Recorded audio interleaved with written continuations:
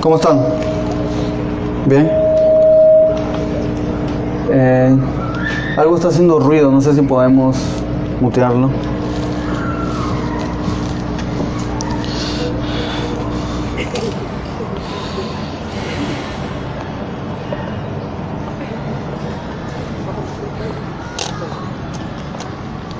A ver, hoy día... Pero a mí no me mutees. Ya fue Raúl.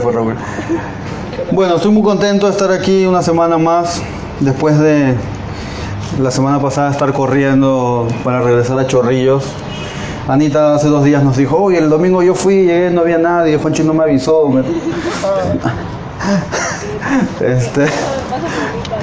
Eso te pasa por venir tarde y por no ver el grupo de WhatsApp, porque ahí estaba. Allá.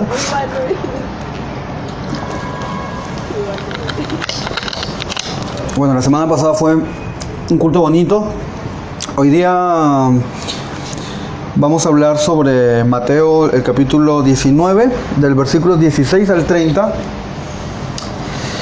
Yo tengo como título de este pasaje en la Biblia que me gusta leer, que me gusta utilizar para compartir, porque a veces leo diferentes versiones y todo eso, pero generalmente aquí utilizo la Reina Valera contemporánea. Me gusta por varios motivos, y es una versión que a mí en lo personal me gusta bastante, y me parece que mantiene la tradición de la Reina Valera, que es la Biblia que se ha usado por más años, por más tiempo en la tradición de la iglesia cristiana. Y el título es El joven rico. De hecho, se les debe hacer familiar, algunos de ustedes lo deben de conocer. ¿Ya lo tienen? Mateo capítulo 19, del versículo 16 al versículo 30. Raúl, estás cansado, Raúl. No te cuelgues.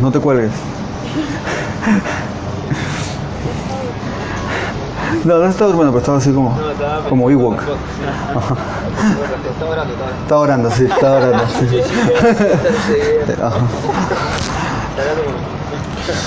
Ya, yo lo voy a leer, ustedes me siguen. Dice, de pronto vino uno y le dijo, Maestro, ¿qué de bueno debo hacer para obtener la vida eterna? Y él le dijo, ¿por qué me preguntas acerca de lo bueno?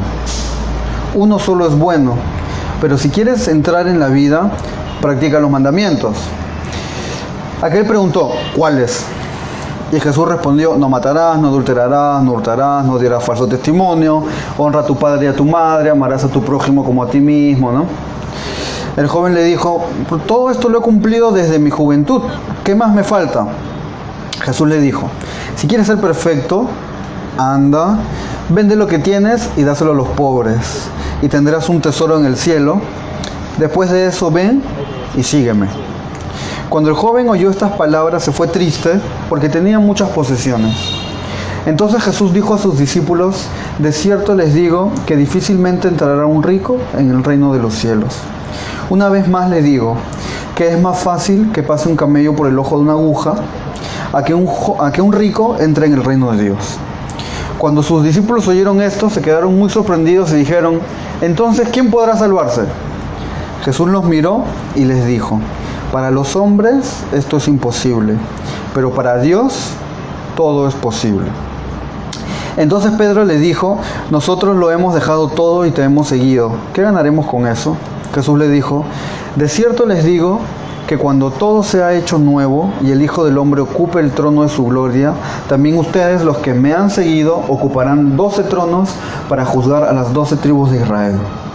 Cualquiera que, por causa de mi nombre, haya dejado casas, hermanos, hermanas, padre, madre, mujer, hijos o tierras, recibirá 100 veces más y también heredará la vida eterna. Muchos de los que ahora son los primeros serán los últimos, y los que ahora son los últimos serán los primeros. Es un pasaje bastante conocido, ¿no? Se ha hablado un montón de esto, del ojo de una aguja, el debate de que se refería al huequito de una aguja así como para coser, o se refería a otras cosas. Bueno, se ha hablado un montón de este pasaje, Y yo creo que cuando hablemos un poquito ahorita de lo que sobre este joven, nos vamos a sentir probablemente bastante identificados, y no necesariamente porque seamos ricos como el joven, pero sí nos podemos sentir identificados con muchas de esas actitudes que a veces podemos ver reflejadas en esta persona, porque nosotros también en muchos momentos las tenemos, ¿no? Dice la Biblia que Jesús andaba por ahí como siempre viviendo la vida, ¿no? Y se le acercó uno y le hizo una pregunta, y Jesús ya estaba acostumbrado a responder preguntas y siempre las respondía de una manera, yo creo que muy inteligente, ¿no? Ya les he hablado de que en varios casos Jesús realmente sorprende lo rápido que es para pensar, ¿no? Cuando los fariseos le tentaban, ¿no? Le decían, ¿con qué autoridad haces esto? Le decían los fariseos, y él que le decía a los fariseos, dime, yo te pregunto otra cosa, dime quién mandó a Juan a bautizar. Y los fariseos dijeron, si decimos que fue Dios, nos va a decir por qué le creímos. Y si decimos que no fue Dios, nos van a matar. Entonces esa respuesta de Jesús como que los fariseos los dejó sin poder continuar, ¿no? Y los fariseos que le dijeron, no sabemos. Entonces Jesús les dijo, así como tú no me quieres decir, yo tampoco te digo con qué autoridad hago esto, ¿no? Entonces Jesús siempre tenía ese tipo de respuestas, ¿no? Debemos dar impuestos al César.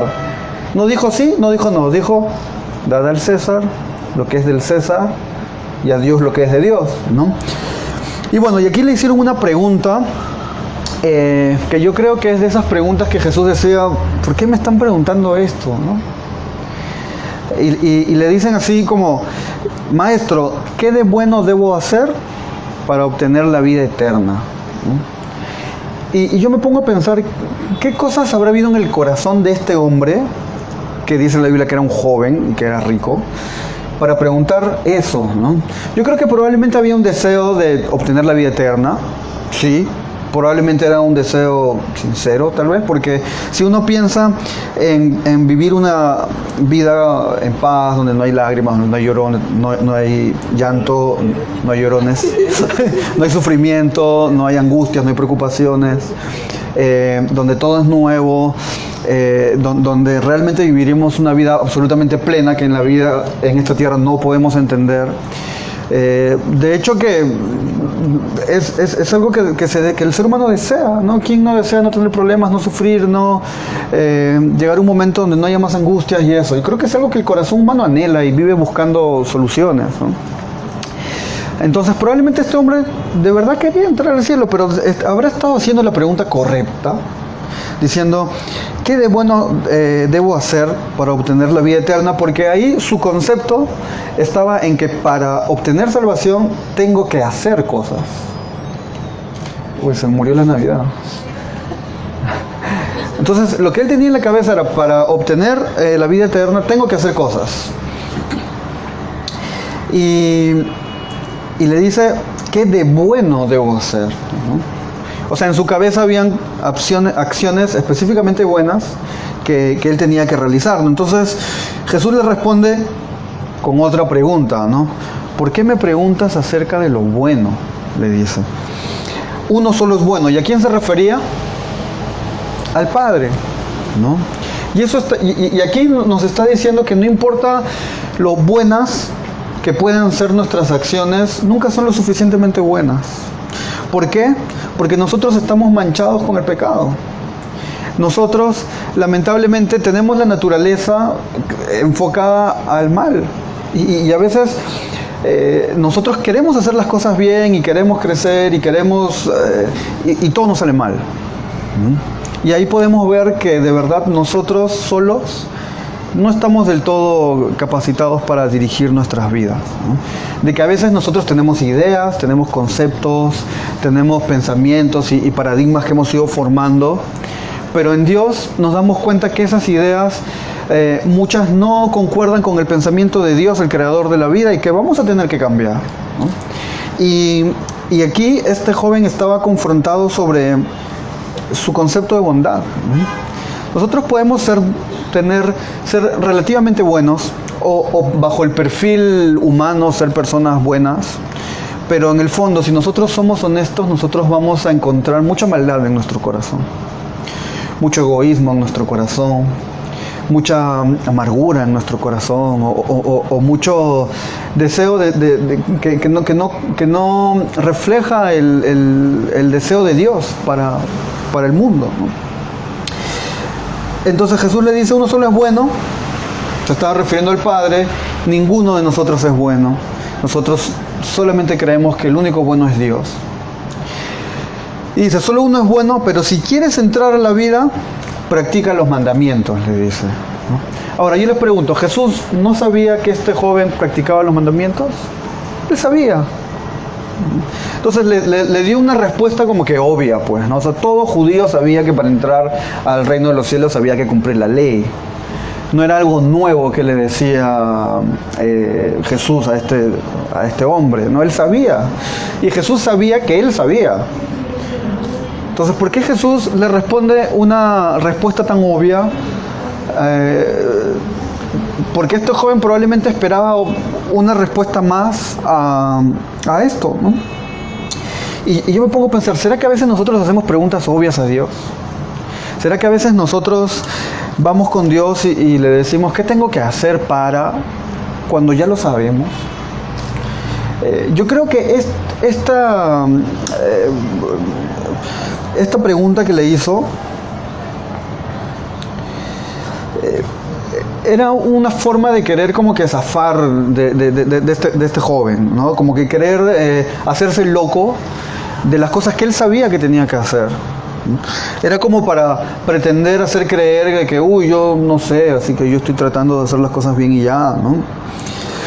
Entonces, ¿saben qué? Yo veo aquí que Dios nos muestra que las cosas no dependen de nosotros, no dependen de nuestras acciones ni de nuestros pensamientos. Entonces nosotros realmente necesitamos la ayuda de Dios.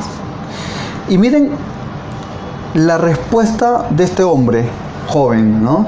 O sea, Jesús le dice, practica los mandamientos si quieres entrar al reino de Dios.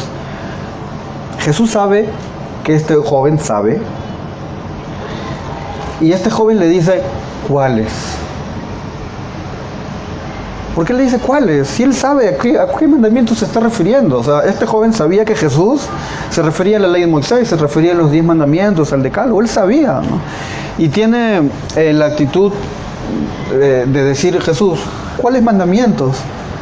Y Jesús le dice, y se lo dice como que rápido, ¿no? Se lo dice, Jesús respondió, o sea, dice, Jesús respondió, no matarás, no adulterarás, no hurtarás, no dirás falso testimonio, honra a tu padre y a tu madre, amarás a tu prójimo como a ti mismo, ¿no? O sea, Jesús no le dijo nada, solo dijo esto, como diciendo, ¿qué me estás preguntando, no? Le dijo así, esto. Y el joven le responde, pero todo esto lo he cumplido desde mi juventud, dice, ¿no? Entonces, miren la actitud de este hombre. Este hombre decía, todo esto lo he cumplido. Y eso a mí me deja pensando en cómo este hombre confiaba en sus acciones. Y confiaba en que estaba haciendo algo bueno, ¿no? Pero no era suficiente. Jesús aquí mostró que no era suficiente. Entonces Jesús le dijo, bueno, todo esto lo has cumplido, entonces si quieres ser perfecto, anda, vende todo lo que tienes y dáselo a los pobres y tendrás tesoro en el cielo. Después de eso, ven y sígueme. Y les pregunto, ¿este hombre habrá estado amando a Dios realmente con todo su corazón? Porque el mandamiento es amar a Dios con todo tu corazón. ¿Habrá estado amando a su prójimo como a sí mismo? Porque esos son los mandamientos que él dijo que había cumplido desde su juventud. Entonces, si él realmente amaba a Dios y realmente amaba a su prójimo, no debería haber tenido problemas para desprenderse de todo, ¿no? Y dice la Biblia de que cuando el joven oyó estas palabras, se fue triste. Y miren lo que dice, no dice que se fue triste porque no podía entrar al cielo, sino se fue triste porque tenía muchas posesiones. Miren el motivo de su tristeza. Su tristeza no era, no la hago para entrar al cielo. Su tristeza es, tengo mucho. Y él no quería desprenderse de lo que tenía aquí en la tierra. a pesar de que parece que honestamente se acerca a Jesús a decirle qué tengo que hacer, Jesús le responde, pareciera que hay cierta honestidad, pero en el fondo su corazón estaba cumpliendo con ciertos mandamientos, o él creía cumplirlos, pero en el fondo su corazón no estaba honrando a Dios. Y yo me pregunto, ¿será que a veces nosotros somos como él, que hacemos cosas que sabemos que son buenas o que creemos buenas solamente por cumplir con Dios? ¿Será que a veces venimos aquí los domingos por cumplir y no por realmente amar? ¿Será que nos esforzamos y hacemos cosas con la intención de cumplir? Porque cuando estemos delante de Dios le vamos a decir, Dios, cumplimos con esta serie de cosas que el cristianismo demanda, entre comillas. Pero Dios va a examinar y te va a decir, pero esto había en tu corazón. Y yo creo que muchas veces somos como este hombre rico, ¿no? Que tenemos la confianza en decir, sí, estamos cumpliendo. Pero Jesús nos dice, no es suficiente. Porque Él no basa nuestra salvación o nuestra fe o lo que sea en nuestras acciones. Todo lo he cumplido, ¿no? Entonces, ¿cómo está hoy nuestro corazón, ¿no? ¿Realmente estamos haciendo las cosas con ese orgullo humano de estoy cumpliendo? ¿O estamos haciendo las cosas realmente en amor? Amando a Dios con todo nuestro corazón y con la disposición de renunciar a lo que Dios nos pida que renunciemos. Yo veo a este hombre rico, a veces en la tierra anhelamos riquezas, pero yo no quiero las riquezas de este hombre. Riquezas que lo entristecen, riquezas que lo alejan de la salvación. Entonces yo veo aquí que Dios nos dice, ¿sabes qué? A veces menos es tener más. Yo prefiero tener el reino de Dios y no pasar por esta angustia de este hombre. Que las riquezas lo tenían a él no tenía riquezas, las riquezas lo tenían a él. ¿Y cuáles son las cosas que atesoramos? A veces nuestra riqueza no es económica, pero es un título, es una persona, es una pareja, es una relación, es un hobby, es una pasión X, que nosotros estamos dándole más valor que al mismo Dios. Y que nosotros podemos decir, Dios, estoy cumpliendo, estoy sirviendo en la iglesia, estoy cantando, estoy tocando, estoy cargando cosas, llegando temprano, etcétera, etcétera. Estoy cumpliendo, le vamos a decir a Dios, y Dios nos va a decir, ya, pero quiero que dejes esto. Como lo que pasó con Abraham, ¿se acuerdan? Que Dios le pidió que sacrifique lo que más amaba, que era su hijo. Entonces nosotros realmente sentimos que estamos sacrificando, tenemos el corazón de Salomón de decir, no le voy a dar a Dios algo que no me cueste. Y este hombre se fue triste porque tenía muchas posesiones. Entonces, ¿realmente preferimos tener menos para poder tener más? ¿Realmente estamos valorando las cosas que hay que valorar? El libro de Eclesiastés, a mí me encanta ese libro y ese es el motivo por el cual nos llamamos Proyecto Eclesiastés, ¿no? Yo cuando leí ese libro, yo confieso de que lo había leído varias veces en la Reina Valera 60, la tradicional, vanidad de vanidades, todo es vanidad, ¿no? Y un lenguaje muy poético y todo eso, pero leí la paráfrasis de la versión de traducción del lenguaje actual, la TLA. Yo me acuerdo que yo estaba en mi casa, abrí la Biblia, voy a leer Eclesiastés, antes de que exista Proyecto Eclesiastés, y comencé a leer ese libro en la paráfrasis, en TLA, traducción del lenguaje actual, y decía cosas tan profundas que lo leí todo el libro, no es mucho, son 12 capítulos, todo el libro en una sentada, me senté y me atrapó. Yo que pensaba leer así, en esa época yo decía, voy a leer un capítulo diario, ¿no? Pero me leí los 12 capítulos y decía cosas como, nada tiene sentido, esta frase, ¿no? En lugar de decir vanidad de vanidades, decía, nada tiene sentido, es como querer atrapar el viento con las manos, ¿no? Sí. Y hay una canción de Pan y Circo que habla de eso, ahí se las paso. Pero decía, es como querer atrapar el viento con las manos. Nada tiene sentido. Y él dice así, me he dado cuenta de que todos los días sale el sol, luego se vuelve a ocultar, luego vuelve a salir, luego se vuelve a ocultar, luego vuelve a salir, luego se vuelve a ocultar. Qué aburrido es esto, todo se repite, decía Salomón, ¿no? Y ¿saben qué? Y acumulé riquezas y fui el hombre más rico, fui el hombre más sabio, nadie tuvo más que yo. Pero al final me di cuenta que mientras más se sabe, más se sufre. Mientras más se tiene, más problemas se tiene. ¿Y saben qué aprendí? De que nada ganamos con tanto trabajar, estudiar, esforzándonos, porque al final otro disfruta de nuestros esfuerzos. Yo invertí mi vida en esto, pero si algo he aprendido es que nada tiene sentido. Y habla sobre el ciclo del agua, ¿no? Viene el agua, se va al cielo, luego caen las montañas, caen los ríos y vuelve al mar, y eso se repite. Y qué aburrido me parece, todo da vueltas, todo es cíclico, ¿no? Lo que alguien dice que es nuevo, resulta que alguien ya lo hizo hace mucho tiempo, y lo que hizo ese alguien hace mucho tiempo, hoy nadie se acuerda de lo que hizo. Entonces nada tiene sentido. ¿De qué me sirve hacer cosas si al final todos se olvidan y nadie se acuerda de lo que alguien hizo? Y él dice así que mi conclusión es así: nada tiene sentido, lo único que quiero hacer en esta vida es disfrutar de mis amigos, disfrutar de mi familia, disfrutar de la vida y honrar a Dios. O sea, la invitación del libro de Eclesiastés es: paremos un poco, disfrutemos de las cosas que hay a nuestro alrededor. Y cuando yo leí eso, yo dije, este mensaje es súper oportuno para una ciudad como Lima, donde todos estamos corriendo, donde no tenemos tiempo, donde estamos todos cansados, donde salir a la calle es un estrés por el tráfico terrible que hay. Y yo dije, ¿cuánta gente allá afuera está corriendo hacia ningún lado? Pensando que está obteniendo cosas, pero en la verdad no está obteniendo nada y se le va la vida. Y nunca vivió. Y hay gente que murió sin vivir. Y se me vino a la cabeza esa parábola de Jesús, de un hombre que tenía un granero y acumulaba. Y se dio cuenta que su granero le había quedado chico y dijo, voy a construir un granero más grande para poder meter toda mi cosecha y así poder dejar de trabajar y vivir solamente de mi cosecha el resto de mi vida. Entonces se le aparece un ángel y le dice, insensato, hoy vienen a pedir tu alma, ¿de qué te sirve todo lo que has acumulado?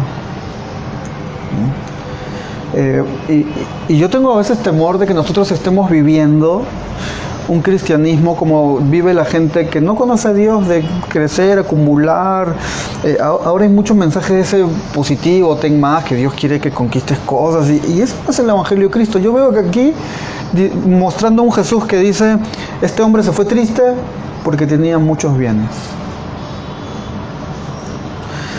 Y realmente necesitamos cambiar las cosas que valoramos.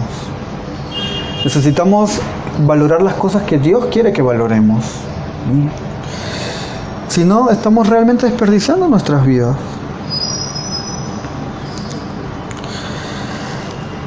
Después de eso Jesús dijo, se fue triste, dice, cuando el joven oyó estas palabras, se fue triste porque tenía muchas posesiones. Entonces Jesús dijo a sus discípulos, de cierto les digo que difícilmente entrará un rico en el reino de los cielos. Una vez más les digo que es más fácil que pase un camello por el ojo de una aguja a que un rico entre en el reino de los cielos, ¿no? Cuando sus discípulos oyeron esto, se quedaron muy sorprendidos y dijeron, entonces, ¿quién podrá salvarse? Y realmente, ¿quién podrá salvarse? O sea, ¿quién podrá salvarse por sus acciones? ¿Quién podrá salvarse por sí solo? Nadie. Y la preocupación de los discípulos es sincera, porque ¿quién va a poder cumplir un estándar de poder salvarse? Nadie. Un rico la tiene más difícil porque tiene más cosas que renunciar.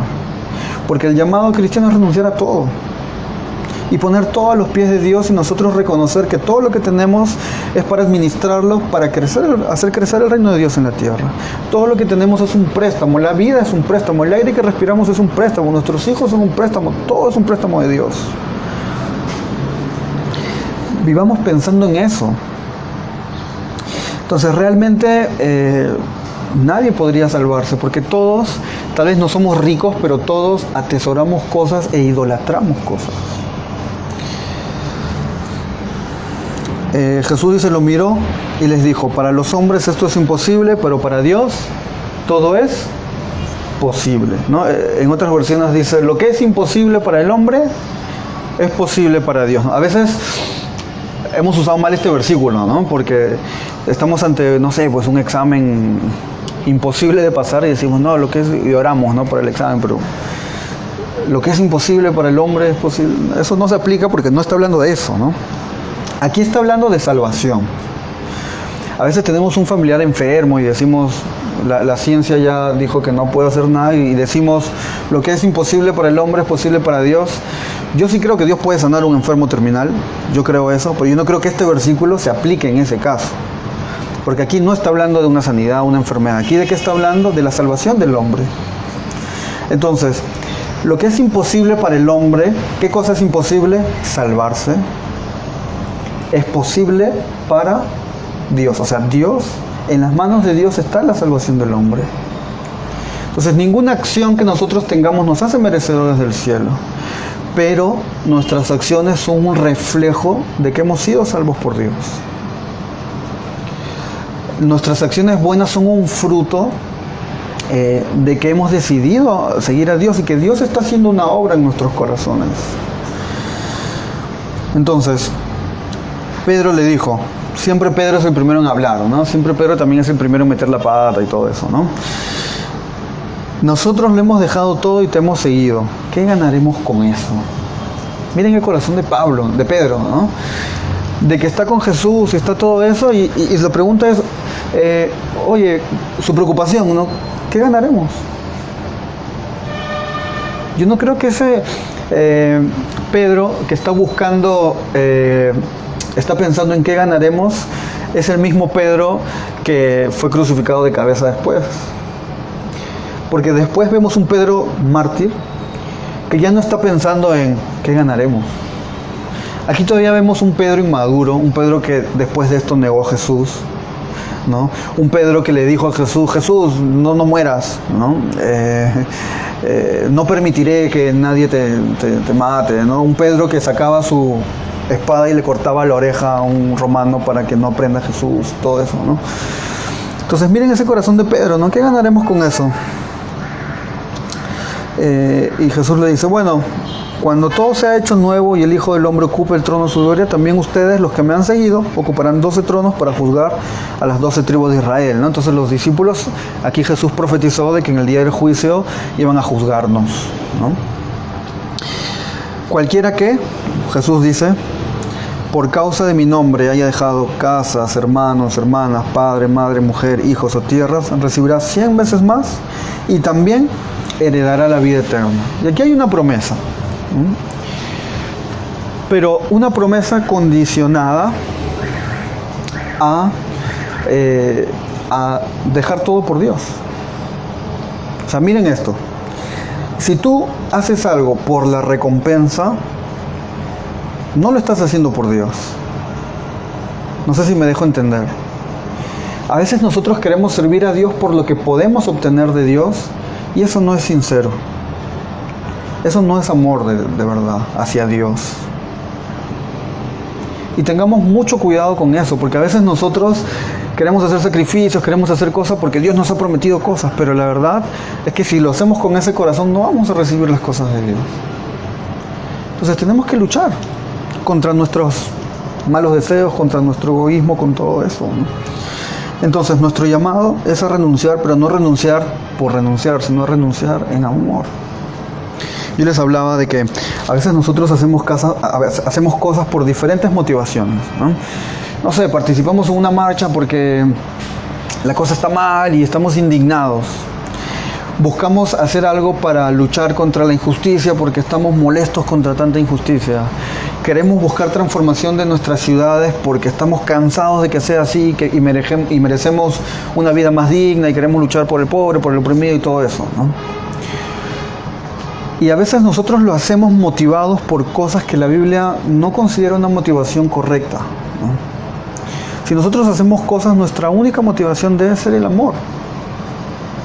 Si nosotros queremos buscar un cambio en nuestras ciudades, tiene que ser motivados no por la indignación, la cólera, la frustración, el cansancio, sino debe ser motivado por el amor. Y eso es lo que nos diferencia, o lo que nos debería diferenciar. Si salimos a las calles, salgamos por amor, no por querer estar molestos porque una ministra está metiendo cosas en una currícula, lo cual es mentira, ¿no? Pensemos mucho en eso. Pensemos si realmente estamos defendiendo causas por amor, y el amor implica renuncia, implica sacrificio. Si no renuncias y si no hay sacrificio, no es amor. Entonces, el Jesús, al decir dejar casas, hermanos, hermanas, padre, madre, mujer y tierras y todo, está diciendo, ama de verdad, porque el amor es renuncia. Pensemos mucho en eso. Pensemos mucho en eso y analicémonos. ¿Cómo estamos? ¿Estamos sintiéndonos orgullosos como este rico de decir, estamos cumpliendo con los mandamientos de Dios? ¿O realmente podemos humillar nuestros corazones y entregarle todo a Dios? Y que realmente las cosas que nos alegren, por sobre todo, sean cosas que giran en torno a Dios. Si nosotros tenemos una profesión, es porque Dios así lo permitió. A veces decimos, como leímos hace unas semanas, que nosotros decimos, uy, esto lo logré con mis fuerzas, pero el que te dio las fuerzas, ¿quién fue? A veces decimos, tenemos esto producto de mis habilidades. Sí, son tus habilidades, pero ¿quién te dio esas habilidades?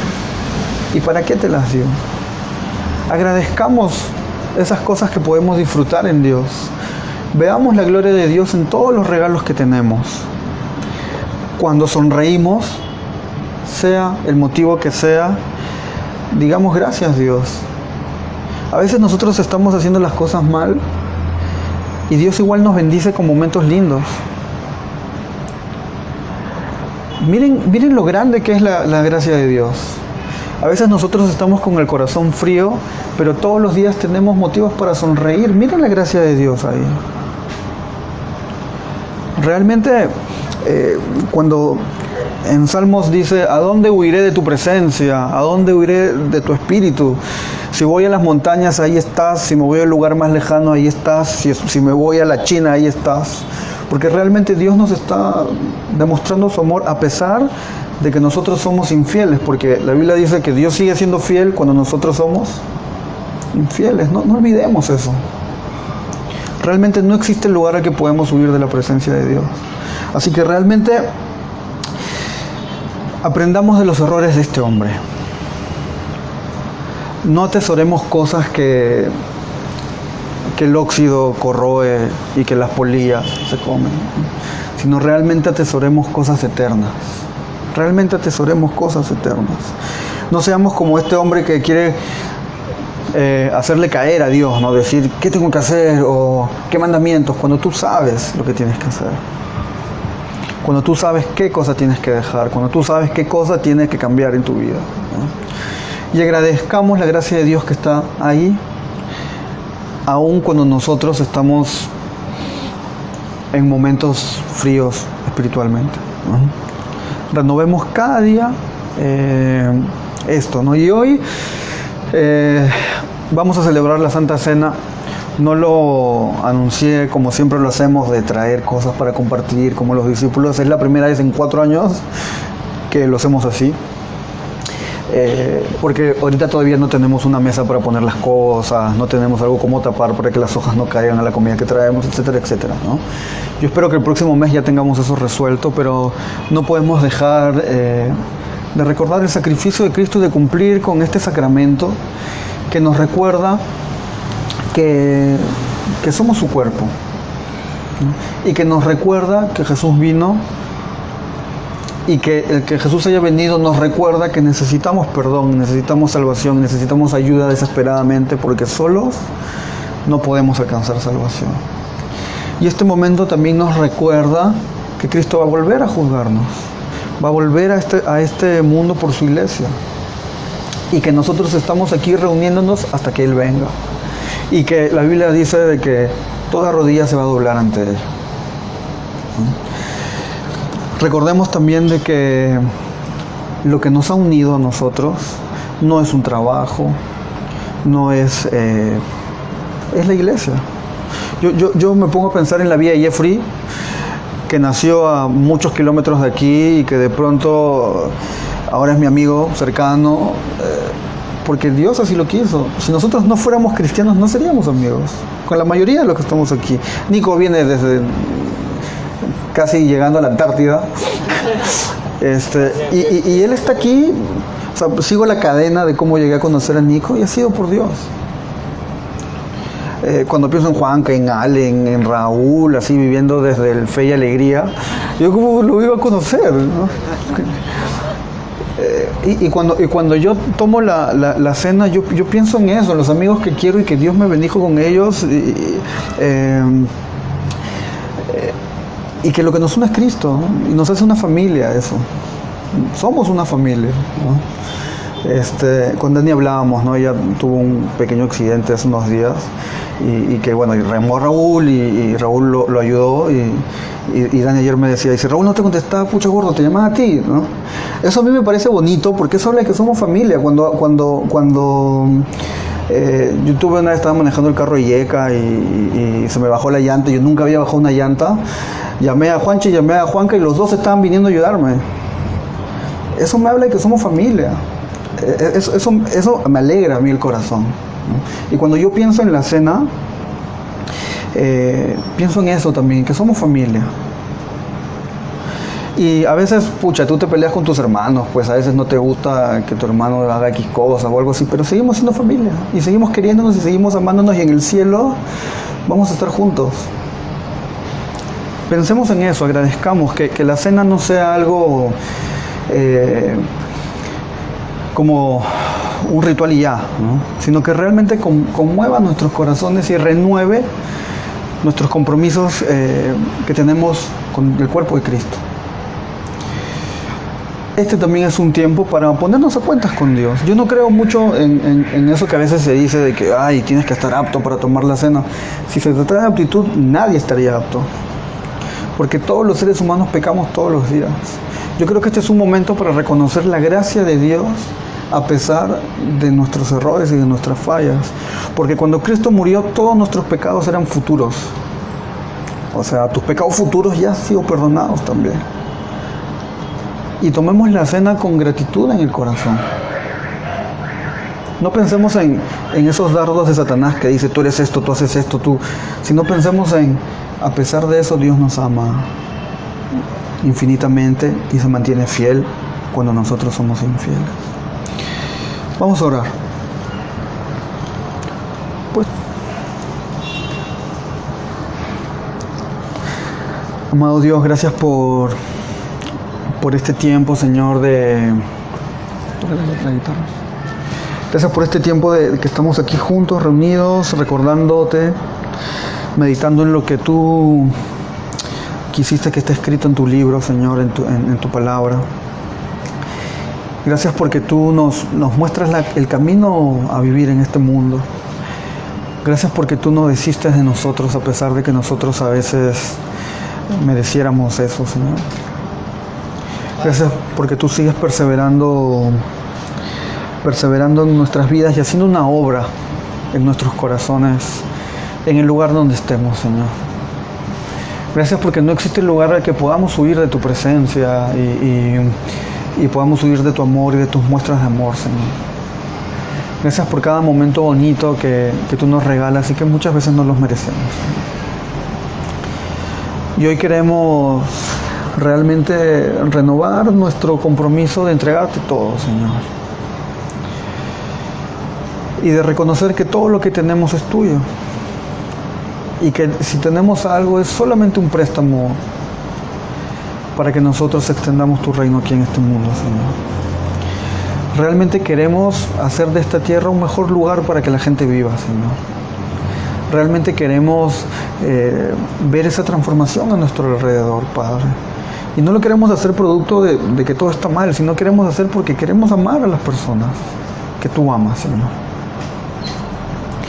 Permítenos vivir un cristianismo digno, una vida digna de un seguidor tuyo, Señor. Sabemos que este camino no es el más sencillo, pero sabemos que es el camino correcto.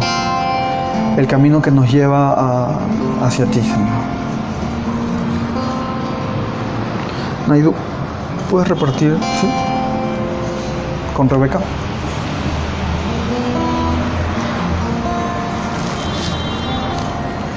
Llega, ¿cantamos?